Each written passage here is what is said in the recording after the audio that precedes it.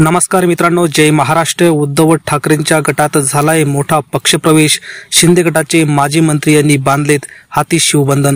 मित्रांनो, काय सविस्तर बातमी जाणून घेऊया व्हिडिओच्या माध्यमातून।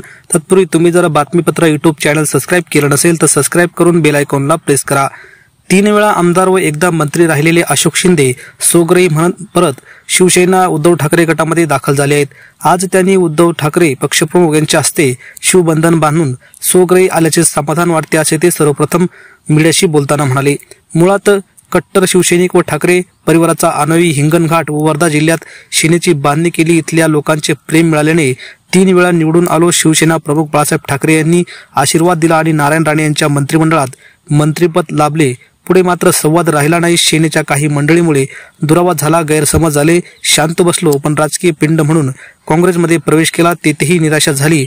म्हणून मग शिंदे यांच्या सेनेत गेलो। तिथे मी विधानसभा निवडणूक लढण्याचे प्रयत्न केले, पण शेवटी कळाले की आपलं घर हे आपलंच असतं। म्हणून उद्धव ठाकरेंच्या भेटीला येऊन पुन्हा एकदा उद्धव ठाकरेंच्या शिवसेनेत पक्षप्रवेश करत असल्याची भावना यावेळी अशोक शिंदे यांनी व्यक्त केली आहे। मित्रांनो, आपल्याला या संदर्भात काय वाटतं? या प्रवेशाने पुन्हा एकदा उद्धव ठाकरेंची ताकद वाढेल का? आपल्या प्रतिक्रिया कमेंटच्या माध्यमातून नक्की कळवा। धन्यवाद। जय महाराष्ट्र।